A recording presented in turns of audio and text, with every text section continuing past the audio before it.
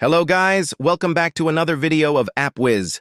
In today's video, I will show you how to select your preferred language on X, so you can see content in the language you prefer. So without wasting any time, let's get started. Go to the App Store and search for X. Make sure the app is updated to the latest version. Once updated, open the X app. Then tap on your profile in the top left corner of the screen. Tap on Settings and Privacy, then go to Accessibility. After that, tap on Language. Here you can select any language you want, and X will start showing posts in your preferred language. That's it for this video. Make sure to like and subscribe for more. See you in the next video.